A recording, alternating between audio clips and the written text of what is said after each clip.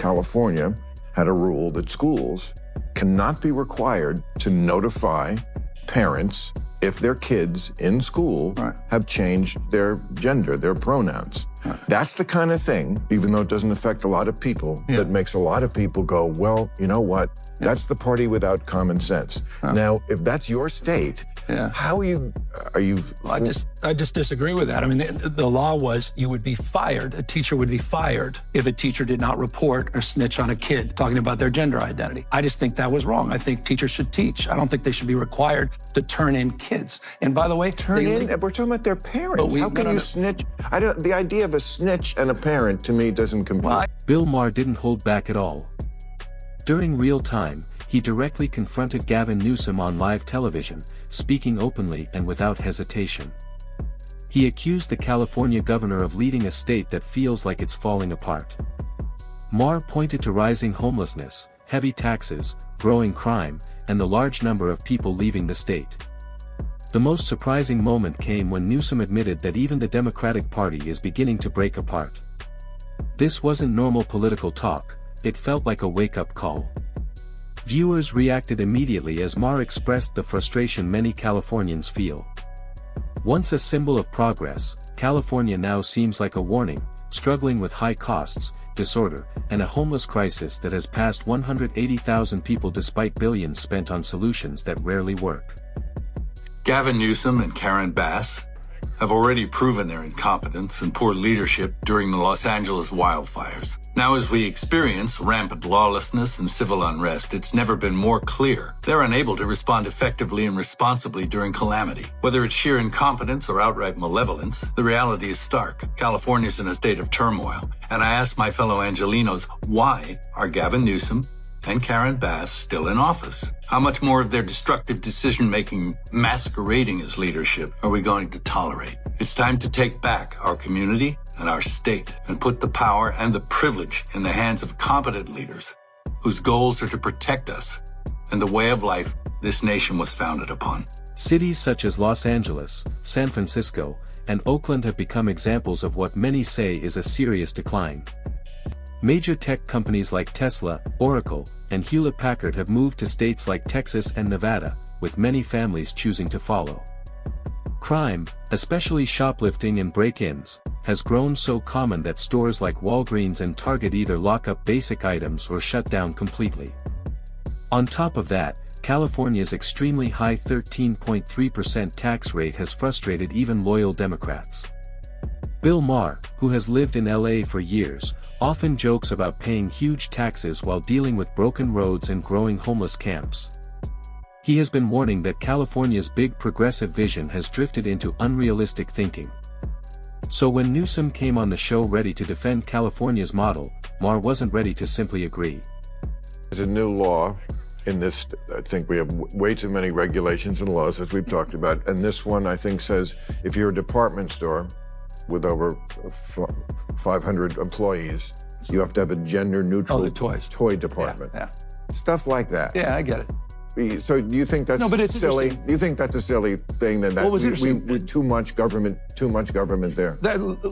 That's an interesting one because the department stores came to us supporting that, and they were the ones making a case for that. They were making a case. They're already moving in that direction. Wanted you to make a law about them? Well, but they supported the legislation. It wasn't legislation that was enacted, that was initiated from my office, but it was legislation that came up with interesting support. This wasn't a trap set by conservatives. It was one liberal directly confronting another. Many viewers didn't even call it an interview, they said it felt more like an intervention. When Maher leaned in and said, "You're running the state, people are leaving," the atmosphere changed immediately. The joke stopped, and the room went quiet. Newsom insisted that California still leads in innovation and jobs, brushing off talk of people moving away as right-wing exaggeration. But Maher pushed back, saying, "This isn't Fox News, Gavin. I'm talking about people I actually know. They're tired of paying so much for so little." The conversation grew tense. Maher described the tense, the smell, the danger after sunset. Newsom spoke about compassion and long-term reform, but Maher reminded him, "You've been in charge for years, and things are getting worse."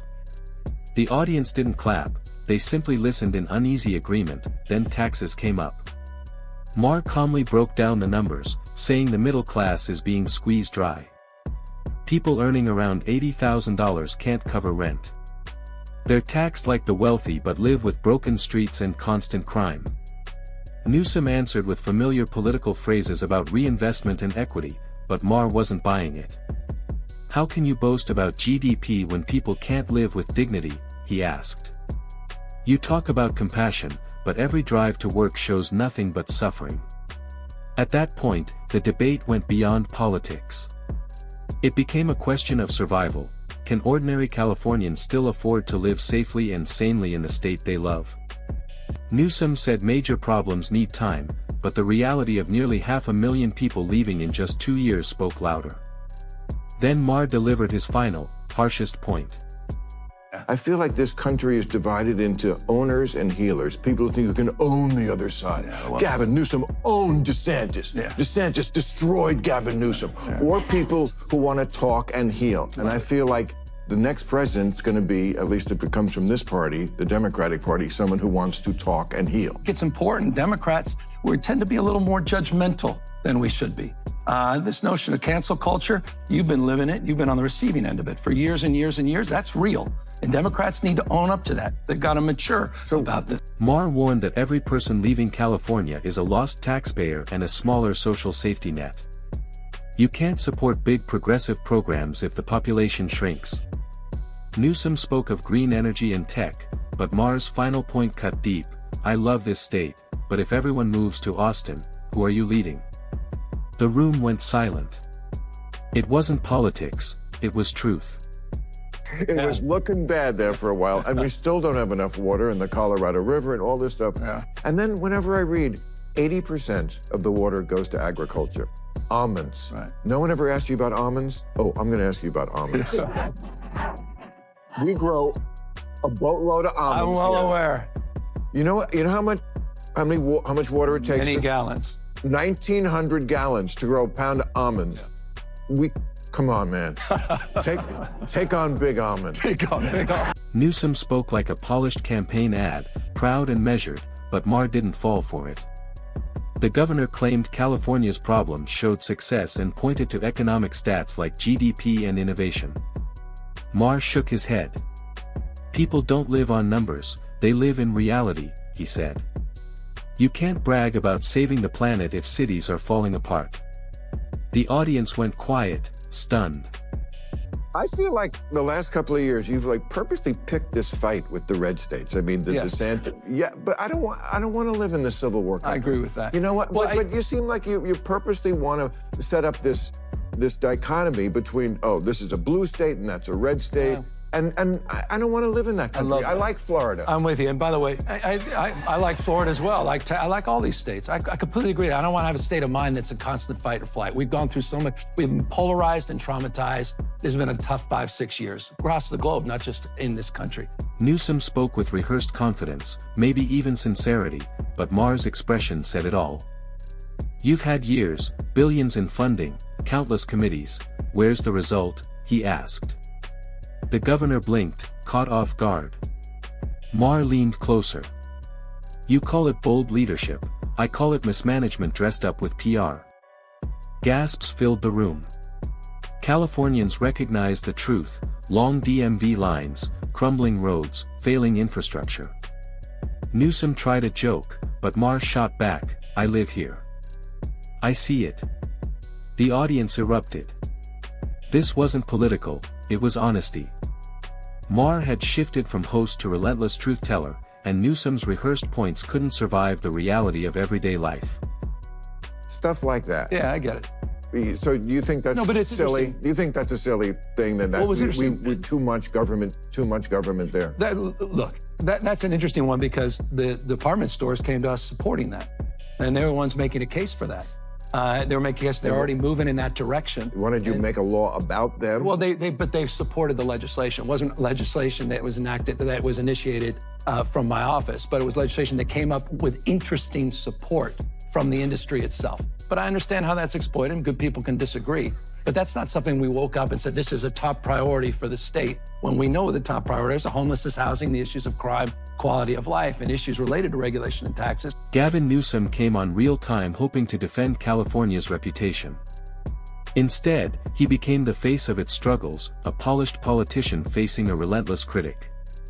Bill Maher didn't attack from the outside, he came from within, as a liberal holding another liberal accountable. The moment felt like a breaking point. Maher focused on the state's deepest wound, homelessness. You can talk about tech growth and GDP all you want, he said, but people are stepping over tents and suffering every day. He reminded Newsom of programs like Home Key, which promised to convert hotels into shelters. We keep hearing about new plans, Maher said, but the tents are still there. Newsom offered familiar explanations: courts, inflation, mental health, bureaucracy. Anything but responsibility. Maher stopped him. You're the governor. If California can't fix this with billions and years of effort, who can? The room fell silent. Newsom shifted to morality, claiming the state chose compassion. Maher didn't flinch. Compassion is results, he said. Californians nodded quietly, they understand that kindness without effective action is failure. The conversation moved to public safety. Maher mentioned viral robberies, stores closing or locking their doors, and small businesses fleeing downtown. This isn't perception, he said. It's daily life. Newsom offered statistics, but Maher cut through the numbers. It's about trust. You've lost it. He told the story of a friend whose business closed after 3 break-ins, despite following all the rules. The point landed hard. When Newsom turned back to green energy, tech, and economic growth, Maher shook his head. People don't live on GDP. They live in reality. They see tents, broken streets, and fear walking outside. Transformation isn't happening for them. The audience reacted, not with laughter, but with uneasy recognition. Californians finally heard what they had been thinking for years: the state's progressive image masks real dysfunction. Maher wasn't trying to embarrass Newsom for entertainment. He was demanding accountability. When the cameras cut to commercial, the governor's smile had tightened. Policies once celebrated as progressive had been reframed as failures, live on television, by a trusted ally. Newsom walked in as a polished rising star, but Maher stripped away the performance and asked the question everyone feared: if you can't fix California, how can you lead the country? The aftermath made it clear, this wasn't a partisan attack. Conservatives saw it as karma. Liberals called it necessary. Independents recognized honesty. Maher's critique didn't rely on shouting or ideology, it came from lived experience and clarity. California, the supposed progressive model, is now a paradox: the wealthiest state with the highest poverty, the most ambitious yet most unequal. The conversation went viral because Maher gave voice to millions who feel exhausted by excuses. Homelessness, empty storefronts, high crime, and mass departures are not isolated issues, they're proof of a leadership disconnect. Maher's calm but precise critique reminded viewers that leadership isn't about slogans, virtue signaling, or moral posturing. It's about results. By the end, Newsom had lost the protective gloss of politics. Maher's words weren't partisan, they were a mirror. They exposed a core weakness in the Democratic brand: governing by ideals instead of delivering tangible outcomes. The showdown was historic not because of drama, but because honesty finally cut through performance. California's experiment, once a guiding example for progressive America, was laid bare. Compassion without competence, vision without execution, rhetoric without results, Maher showed it all. The episode resonated because it was real. Maher didn't confront Newsom for clicks or ratings. He did it to remind everyone that progress requires accountability. Slogans aren't enough. Leadership must produce measurable change. For Newsom, it was a harsh reality check. For viewers, it was validation: they weren't imagining the disconnect between the state's promises and its reality. Maher spoke for those frustrated but still hopeful, proving that honesty from within can shake even the most polished political image.